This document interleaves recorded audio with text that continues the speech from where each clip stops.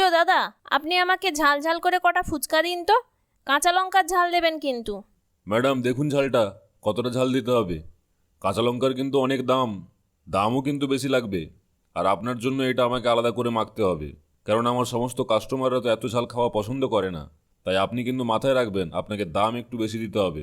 দেখি আগে আপনার ফুচকা খেয়ে কেমন লাগে, দামের কথা ভাবতে হবে না আপনাকে।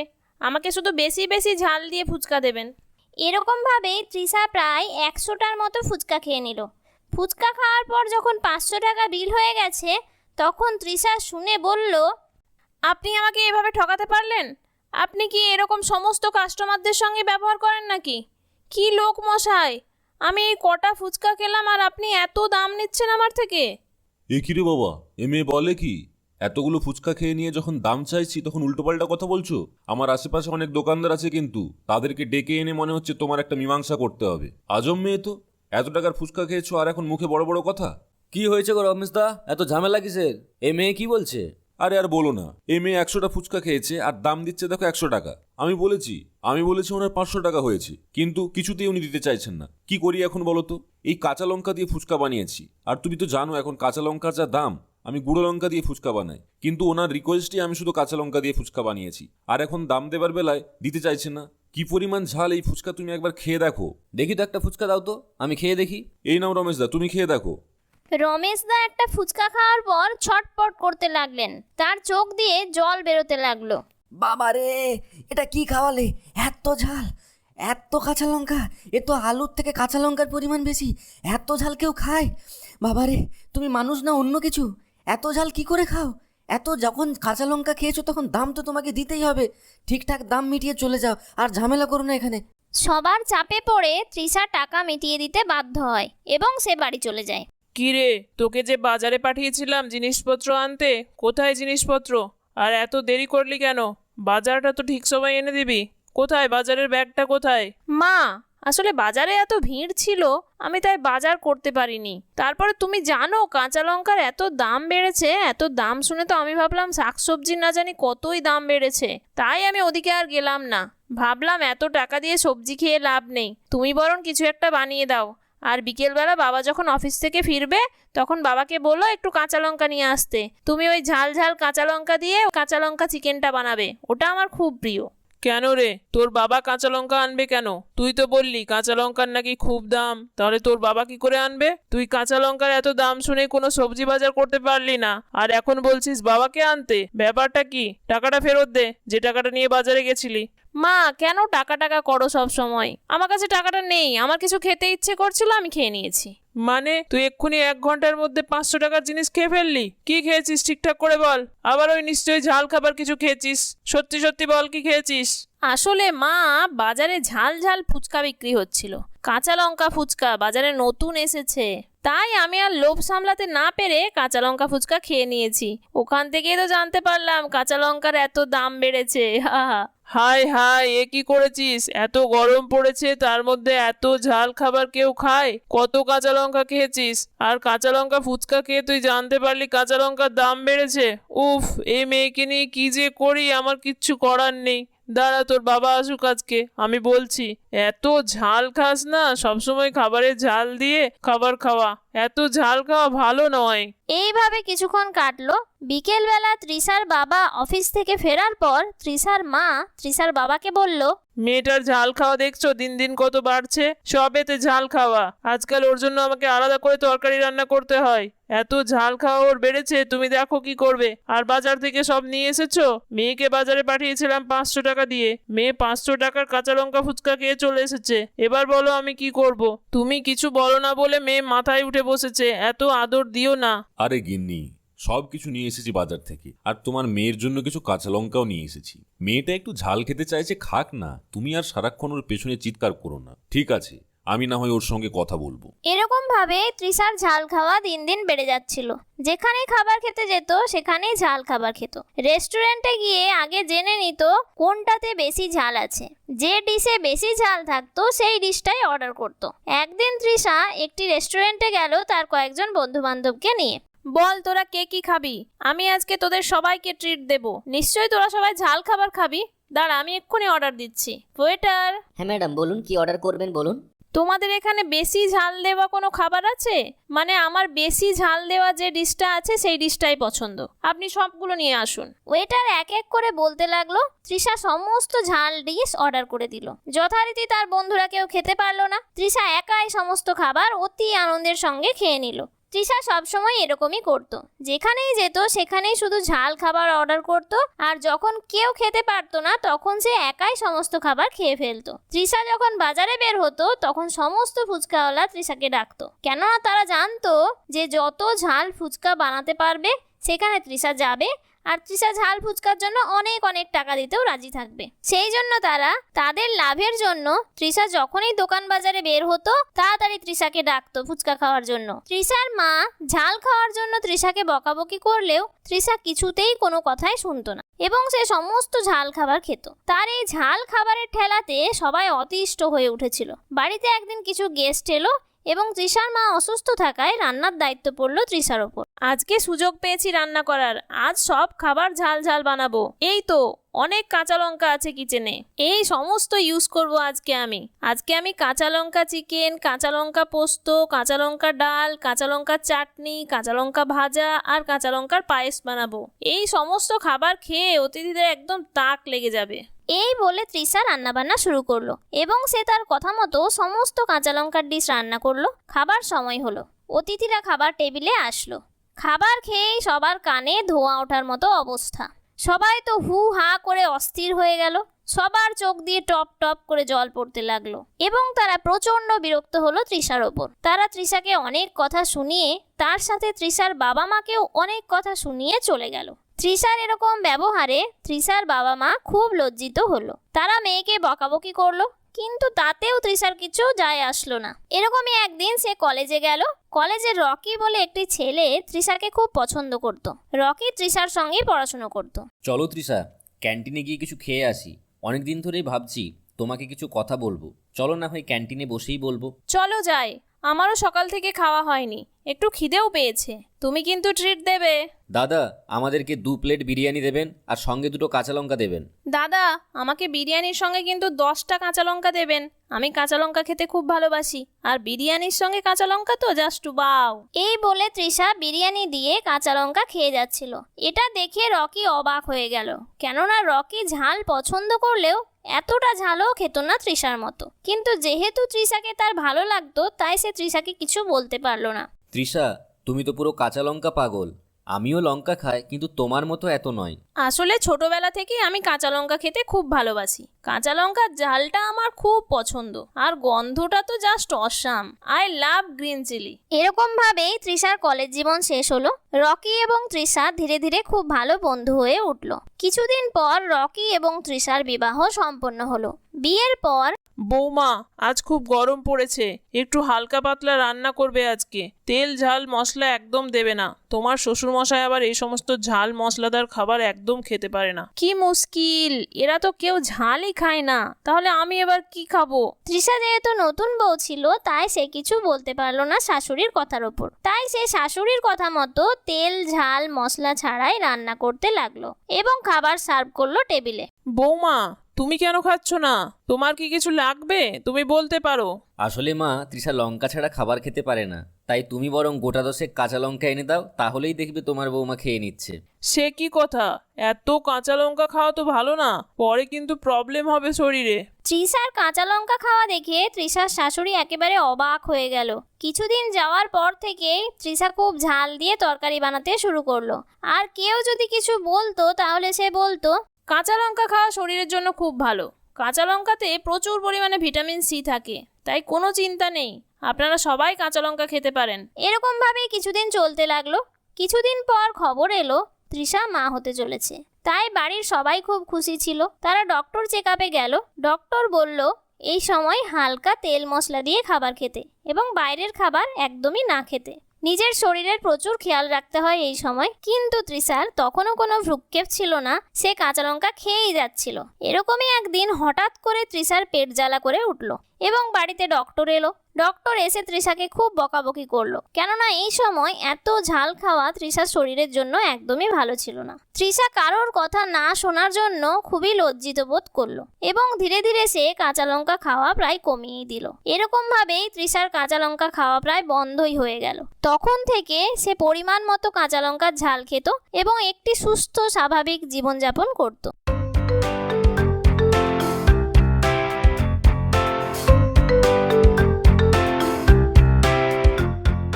মা, অনেক দিন হলো একটা নতুন জামা হয়নি। সবার নতুন জামা হয়, কিন্তু আমার কেন নতুন জামা হয় না? তুমি সব সময় সৌমি দিদির জামাগুলো নিয়ে এসে আমাকে দাও। আমরা যে বড্ড গরিব মা, আমাদের তো নতুন জামা কাপড় কেনার সামর্থ্য নেই। তোর বাবা যখন ছিল তখন আমাদের অবস্থা ভালো ছিল, কিন্তু তোর বাবা আমাদের ছেড়ে চলে যাওয়ার পর থেকেই আমাদের অবস্থা ধীরে ধীরে অবনতি হতে লাগলো। এখন তো ওই রিম্পা দিদিমণির বাড়িতে কাজ করে যা পাই তাই দিয়ে সংসার চালাতে হয়। তোকে আমি দেবো রে মা, কিনে দেবো একদিন ঠিক নতুন জামা। আমি যাই রে মা, তুই একটু খেলাধুলো কর আর খাবার খেয়ে নিস। অনেক দেরি হয়ে গেল, রিম্পা দিদিমণির অফিসে যাওয়ার সময় হয়ে গেল। আমি না গেলে আবার দিদিমণি চিৎকার চেঁচামেচি শুরু করে দেবে।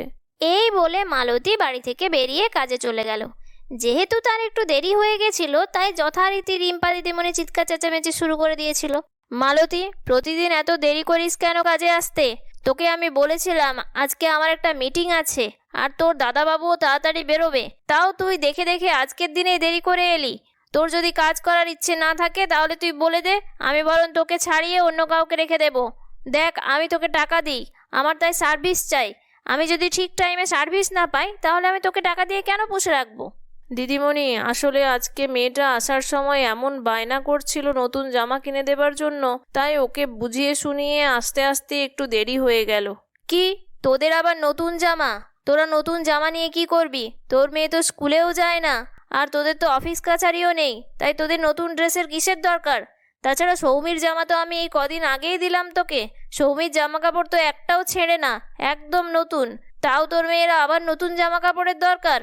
সমস্ত কাজকর্ম গুছিয়ে করবি, সৌমিকে খাইয়ে দিবি। এই বলে রিম্পা অফিসের উদ্দেশ্যে বেরিয়ে গেল আর মালতী ঘরের কাজ করতে লাগলো। কিছুক্ষণ পর অভিজিৎ বাবু বাড়িতে ফিরলেন। মালতী, এক গ্লাস জল দিস তো, বাইরে প্রচুর রোদ গরম, গলাটা প্রায় শুকিয়েই গেল। এক্ষুনি আসছি দাদাবাবু, এই নিন আপনার জল। সৌমি কোথায় আর মা কোথায়? সৌমি দিদিমণি ম্যাডামের ঘরে খেলা করছে, আর দিদিমণি তো অফিসে বেরিয়ে গেছে। কেন দাদাবাবু, ম্যাডামকে ডেকে দেবো? হ্যাঁ, মাকে একটু ডাকতো, মায়ের সঙ্গে কিছু কথা আছে। হ্যাঁ রে বাবা, বল, তুই আমাকে ডাকছিলি কেন? কি বলবি? মা, সৌমির তো জন্মদিন চলে এলো, সব আত্মীয় স্বজনদেরকে বলতে হবে। এটা সৌমির কিন্তু 5 বছরের জন্মদিন। হ্যাঁ, আমার মনে আছে। এই তো 20 তারিখ আমার একমাত্র নাতনির জন্মদিন। এই বছর খুব ধুমধাম করে ওর জন্মদিন পালন করব। মালতী। বলুন ম্যাডাম, কি করব? আরে না, কিছু করার দরকার নেই। এই 20 তারিখ আমাদের সৌমির জন্মদিন, খুব ধুমধাম করে পালন করব এবছর। সমস্ত দায়িত্ব নিতে পারবি তো? সৌমি তো তোর কাছেই মানুষ, তাই তোকে কিন্তু দায়িত্ব নিতে হবে। আর অনেক গেস্টও কিন্তু আসবে। তারা এই সমস্তই কথা বলছিল, তখনই রিম্পা অফিস থেকে চলে আসে এবং মালতীকে বলে, মালতী, আর বেশি দেরি করিস না, হাতে মাত্র আর কটা দিন সময় আছে। আর এবার থেকে কিন্তু সময় মতো চলে আসিস, নইলে আবার প্রতিদিন দেরি করে আসবি আর কোনো কাজই হবে না। ঘরগুলো ভালো করে পরিষ্কার করবি, আর রান্নার দিকটাও কিন্তু তোকেই দেখতে হবে। আমার একমাত্র মেয়ের জন্মদিন বলে কথা, তাও আবার 5 বছরের। অনেক বড় করে পার্টি দেবো এবার আমরা, বুঝেছিস? হ্যাঁ দিদিমণি, বুঝেছি। দিদিমণি, আমার সমস্ত কাজ শেষ হয়ে গেছে আর আমি রাতের রান্নাটাও করে দিয়েছি। তাহলে কি এখন আমি বাড়ি যেতে পারি? সৌমিকে খাইয়ে দিয়েছিস? আমার আবার খুব মাথা ব্যথা করছে, অফিসে এত কাজের প্রেসার ছিল। তুই আমাকে 1 কাপ কফি বানিয়ে দিয়ে যা। আর শোন, ফ্রিজে দেখবি কিছু বাসি খাবার আছে, ওগুলো নিয়ে যাস। আমরা আবার বাসি খাবার খাই না। এই বলে মালতী 1 কাপ কফি করে দিয়ে এবং সৌমিকে খাবার খাইয়ে ফ্রিজ থেকে খাবার নিয়ে চলে গেল। কিরে, তুই খাবার খেয়েছিস? দেখ, আমি খাবার নিয়ে এসেছি, একটু খাবারটা খেয়ে নে। মা, তুমি আমার জন্য খাবার নিয়ে এসেছো? দেখি কি খাবার নিয়ে এসেছো। ও বাবা, এ তো অনেক খাবার, আমার খুব খিদে পেয়েছিল। চলো তুমি আমি দুজনে মিলে খেয়ে নিই। মেয়ের মুখের আনন্দ দেখে মালতীর মনে মনে কষ্ট হলেও সে কিছু বলতে পারল না, কেননা মালতী জানতো খাবারগুলো বাসি, কিন্তু তার মেয়ে খাবারগুলো পেয়ে এত আনন্দ পেয়েছিল যে সেটা দেখে সে আর কিছুই বলতে পারছিল না। এরকম ভাবেই মালতী রিম্পা ম্যাডামের বাড়িতে কাজ করতে যেত এবং কাজ থেকে বাড়িতে ফিরতো। প্রায় দিনই রিম্পা দিদিমণি তাকে বাসি খাবার দিয়ে দিত। এরকম করেই কিছুদিন চলতে লাগলো। সৌমির জন্মদিন এগিয়ে এলো। একদিন, কিরে মালতী, কিছু খাসনি নাকি? তোকে তো ভালো মন্দ খাবার আমরা প্রতিদিনই দিই, তাহলে গায়ে জোর নেই কেন? এখানটা ভালো করে পরিষ্কার কর, তারপর আমাদের ওপরের রুমগুলো পরিষ্কার করবি ভালো করে, তারপর সমস্ত ভালো ভালো ডিনার সেট যেগুলো আছে সেগুলো বের করবি, তারপর কিচেনটা পরিষ্কার করিস। নোংরা কিচেন একদম ভালো লাগে না। এরকম ভাবে রিম্পা কাজ বলেই যাচ্ছিল আর মালতী চুপচাপ সমস্ত কাজ করেই যাচ্ছিল। কিছুদিন ধরেই অতিরিক্ত পরিশ্রম করার ফলে এবং বাসি খাবার খাওয়ার ফলে মালতীর শরীরটা ভালো যাচ্ছিল না, কিন্তু তার খবর কেউ রাখতো না। এমনকি অভিজিতের মা এবং অভিজিৎ ছিল খুবই ভালো মানুষ, তারা সবসময় চাইতো মালতীকে একটু রেস্ট দিতে, কিন্তু রিম্পা কিছুতেই তা করতে দিত না। যেহেতু মেয়ের জন্মদিন সামনে ছিল, তাই রিম্পা অফিস থেকে কয়েকদিনের জন্য ছুটি নিয়েছিল, তাই সে পুরোটা নিজেই দেখভাল করছিল। দেখতে দেখতে জন্মদিন চলে এলো। জন্মদিনের দিন মা, মালতীর কাণ্ডজ্ঞানটা দেখেছেন? মালতী আজকেও সময় মতো আসতে পারলো না। আমি ওকে বারবার করে বলে দিয়েছিলাম যে আজকে সময় মতো আসবি। কত গেস্ট আসবে বাড়িতে, ওদেরকে কে অ্যাটেন্ড করবে বলুন তো? এই জন্য আপনাদেরকে বলি যে কাজের লোকেদেরকে লাই দিয়ে মাথায় ওঠাবেন না, যেমন আপনি তেমনি আপনার ছেলে। আহা, মাথা ঠান্ডা করো। আমাদেরকেও দেখতে হবে যে মালতীর শরীর খারাপ হলো না। মেয়েটা সকাল থেকে আমাদের জন্য কত পরিশ্রম করে দেখেছো, আর কদিন ধরে ওর শরীরটা ভালো যাচ্ছিল না। আমি আর মা বুঝতে পারছিলাম, কিন্তু তোমার অশান্তির চাপে কিছু বলে উঠতে পারছিলাম না। ঠাকুর না করুন মানুষটার শরীর যেন খারাপ না হয়। হ্যাঁ বৌমা, মেয়েটা সারাদিন কত কাজ করে বাড়িতে, একটা ছোট্ট মেয়েকে বাড়িতে রেখে আসে। মেয়েটা তো তোমারই মেয়ের বয়সী, কোনোদিনও তার খোঁজ খবর নিয়েছো? তোমার মেয়ের তো জন্মদিন, তুমি মেয়েটাকে নিয়ে আসতে বলেছো একবারও? আমি সবই বুঝতে পারি, কিন্তু এখন আমার বয়স হয়েছে, ছেলে বউয়ের অধীনে থাকি, তাই আমি কিচ্ছু বলি না তোমাদের ব্যাপারে, কিন্তু আজ আর না বলে থাকতে পারছি না। অভিজিৎ, বাবা মালতীর পাশের বাড়িতে ফোন করে একটা খোঁজ নে তো, মেয়েটা ঠিক আছে কিনা। হ্যাঁ মা, এক্ষুনি করছি। কাজের মেয়েকে নিয়ে এত আদিক্ষেতা দেখলে গা জ্বলে যায়। আজ আমার মেয়ের জন্মদিন, বাড়িতে অনেক গেস্ট আসবে, তার নিয়ে কোনো চিন্তা নেই, তাই সব কিভাবে হবে না হবে তাই আমি ভেবে পাচ্ছি না, আর এখন তোমরা একটা বাড়ির কাজের মেয়েকে নিয়ে পড়েছো। কিছু মনে করো না, তোমাকে একটা কথা বলছি। তোমারই তো মেয়ের জন্মদিন, তুমি কোন দায়িত্ব নিয়েছো? ওই মেয়েটা বাড়ির কাজের মেয়ে হওয়া সত্ত্বেও তোমার মেয়েকে প্রতিদিন খাওয়ানো, স্নান করানো, আমাদের সমস্ত রান্নাবান্না, কাজকর্ম সব কিছুর দায়িত্ব নেয়। কোনোদিন ভেবে দেখেছো এসব? এই সমস্ত বলে অভিজিৎ ফোন করতে লাগলো এবং জানতে পারলো রাত থেকে মালতীর প্রচণ্ড বমি হচ্ছে এবং তার সঙ্গে গায়ে ধুম জ্বর। অভিজিৎ আর অভিজিতের মা একটুও সময় নষ্ট না করে তড়িঘড়ি মালতীর ঘরের উদ্দেশ্যে রওনা দিল। মালতী, মা কেমন আছিস? তোর যে এত শরীর খারাপ, তুই কেন আমাদের ফোন করে জানাসনি? তুই কত কিছু করিস আমাদের জন্য, আর আমরা তোর জন্য এইটুকু করব না? এই নে মালতী, এইসব ওষুধগুলো খেয়ে নে। আমি ডক্টরের কাছে কথা বলে নিয়ে এসেছি, আর তাড়াতাড়ি সুস্থ হ। বিকেলে এত বড় একটা অনুষ্ঠান, তুই না থাকলে কি করে হয় বল? সেই ছোটবেলা থেকে তুই তো আমার মেয়েটাকে কোলে পিঠে করে মানুষ করেছিস। রিম্পা ভুলে গেলেও আমি কিন্তু ভুলে যাব না। যখন রিম্পার শরীর খারাপ হলো আগের বছর, ওই বাচ্চা মেয়েটাকে তুই বড় করেছিস দেখভাল করে। তোর একটা নিজের বাচ্চা মেয়ে থাকা সত্ত্বেও তার দিকে না নজর দিয়ে তুই আমাদের মেয়েকে মানুষ করেছিস। আমরা এতটা অকৃতজ্ঞ হতে পারবো না রে। এই সমস্ত কিছুই রিম্পা বাইরে থেকে শুনছিল, আর রিম্পার মনে পড়ছিল সমস্ত পুরনো কথা ও কাজ। সে মালতীর সঙ্গে কত খারাপ না ব্যবহার করেছে, এই সমস্ত মনে করে রিম্পা কাঁদতে কাঁদতে মালতীর ঘরে ঢুকলো। মালতী, তুই আমাকে ক্ষমা করিস। সত্যিই তো তুই কত কিছু করেছিস আমাদের জন্য, আর আমার জন্য তো কত কি করেছিস তা বলেই বোঝাতে পারবো না আমি। আর আমাকে দেখ, তোর কোনোদিন খবরই রাখিনি। তোর বাড়িতে যে একটা মেয়ে আছে তার কথা তো আমি ভুলেই গেছিলাম। তোকে প্রতিদিন বাসি খাবার দিয়েছি, তোর মেয়েটাকে কখনো একটা নতুন জামা কিনে দিইনি। আমাকে ক্ষমা করিস মালতী, তুই তাড়াতাড়ি সুস্থ হয়ে নে। আজ বিকেলে কিন্তু তোকে যেতেই হবে, তবে কাজ করতে নয়, আমার মেয়েকে আশীর্বাদ দিতে। কিরে মালতী, যাবি তো? দিদিমণি, আমাকে কেন এই সমস্ত বলে লজ্জা দিচ্ছেন? সেই যবে থেকে আমার স্বামী মারা গেছে আপনারাই তো আমাকে আশ্রয় দিয়েছেন, না হলে আমি আর আমার মেয়েটা না খেতে পেয়ে মারা যেতাম। আপনাদের ঋণ আমি কখনো শোধ করতে পারবো না, তাই আমি অবশ্যই যাব। ওর জন্মদিনে আমি কখনো না গিয়ে থাকতে পারি? দেখ তো মালতী, এগুলো পছন্দ হয় কিনা। এই বলে রিম্পা মালতীর জন্য একটি শাড়ি এবং মালতীর মেয়ের জন্য একটি জামা বের করে দিল। মালতী এবং মালতীর মেয়ে নতুন জামা কাপড় পেয়ে খুব খুশি হলো। তারপর তারা মালতীকে একটু সুস্থ করে নিজেদের বাড়িতে নিয়ে গেল এবং সবাই মিলে খুব আনন্দ করে সৌমির জন্মদিন পালন করলো। বন্ধুরা, আমাদের গল্পটি তোমাদের কেমন লাগলো? যদি ভালো লেগে থাকে তাহলে একটি লাইক করো আর চ্যানেলটিকে সাবস্ক্রাইব করো। পাশে থাকা বেল আইকনটিকে প্রেস করে দিও যাতে করে আমাদের ভিডিও সর্বপ্রথম তোমাদের কাছে চলে যায়। ধন্যবাদ।